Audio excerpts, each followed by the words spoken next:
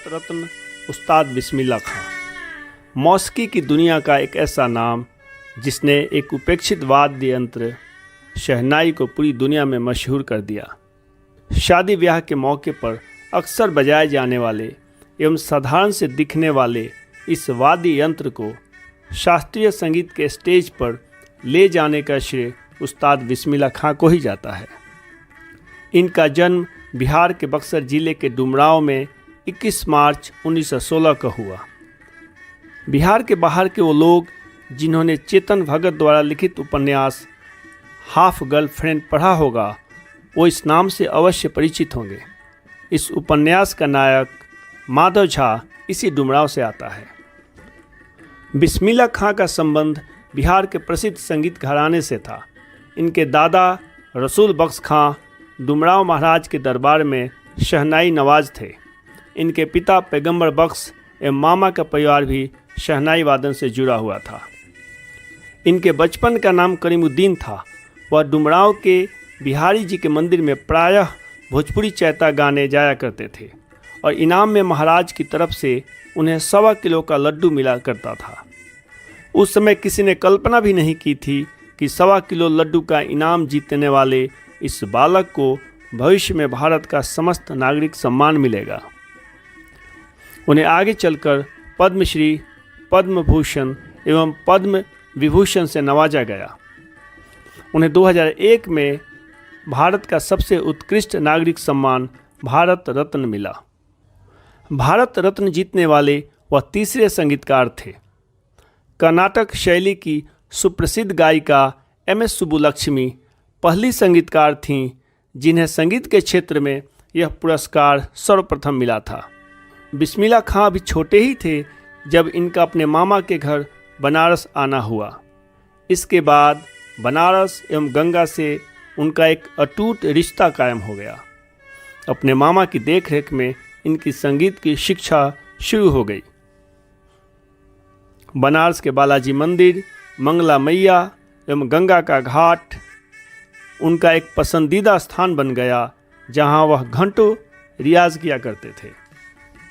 कैसा अद्भुत दृश्य होता होगा, एक तरफ गंगा की कल कल बहती निर्मल जलधारा तो दूसरी तरफ बिस्मिल्लाह खां की शहनाई से निकल रही स्वर लहरियाँ ये आपस में मिलकर एक रूहानी संगीतमय वातावरण का सृजन कर देती थीं और उन्हें सुनने वाला मंत्रमुग्ध हो जाता था। महज 14 वर्ष की आयु में इलाहाबाद में इन्हें संगीत समारोह में भाग लेने का मौका मिला और इनकी प्रस्तुति के बाद हिंदुस्तान के प्रसिद्ध शास्त्रीय गायक फैयाज खान ने इनकी पीठ थपथपाया था। साल 1938 में ऑल इंडिया रेडियो का लखनऊ केंद्र जब शुरू हुआ तो उससे इन्हें जुड़ने का मौका मिला।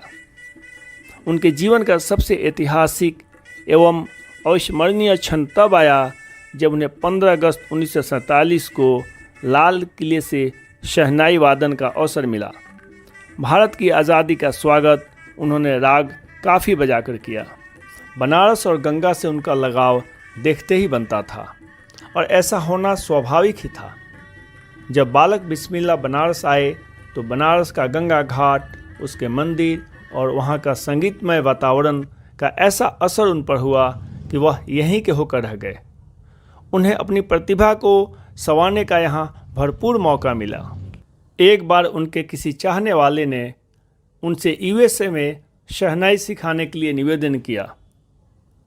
उस व्यक्ति ने उनसे यह वादा किया कि वह बनारस जैसा ही वातावरण USA में बना कर देगा, वैसा ही मंदिर, वैसा ही सब कुछ। खान साहब का जवाब था, क्या गंगा भी वहाँ ला दोगे? वह बनारस को बनारस कहा करते थे, एक ऐसा शहर जिसका रस बराबर बना रहता है।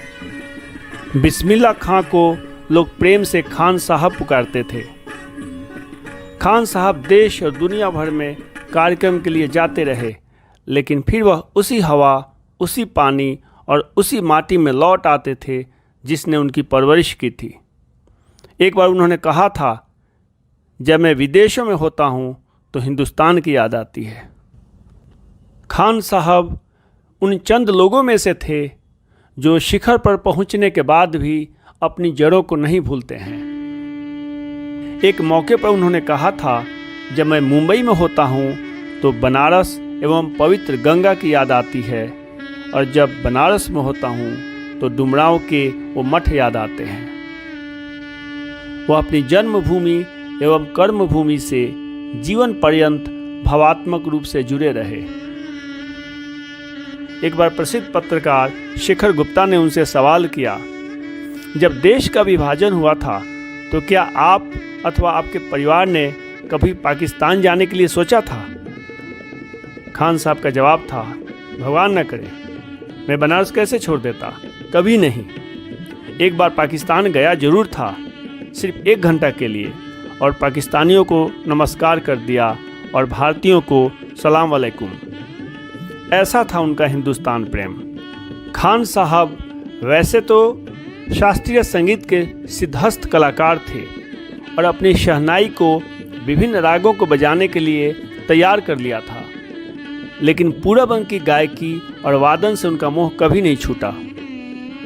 वह अंत में उस लोक संगीत पर आ ही जाते थे जिसके लिए बनारस मशहूर है। चैती और कजरी बजाते समय जैसे उनकी शहनाई खिल उठती थी।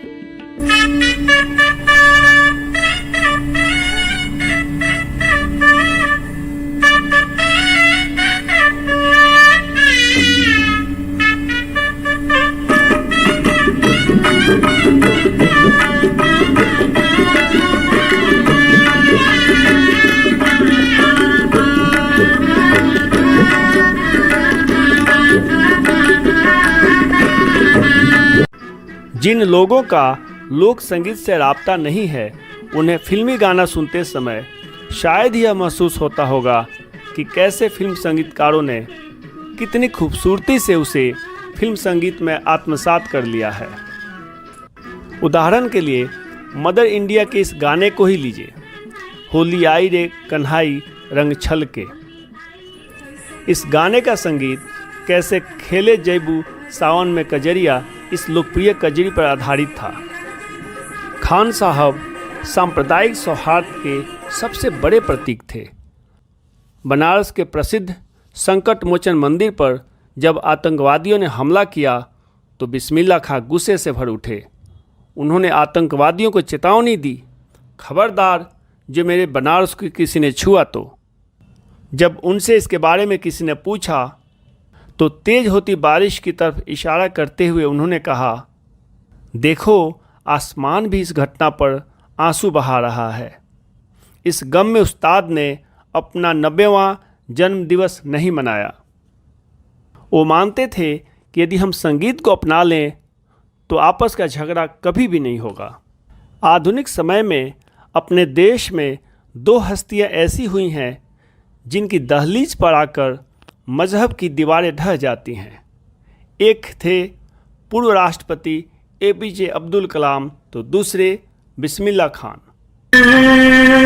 रघुपति राघो राजा पति तपावन सीता है ना, ये इबादत है, इबादत। अगर इसको करके चाहेंगे तो कोई मुश्किल नहीं है। कलाम साहब के राष्ट्र प्रेम से हम सब वाकिफ हैं। उनके लिए देश प्रेम सर्वोपरि था।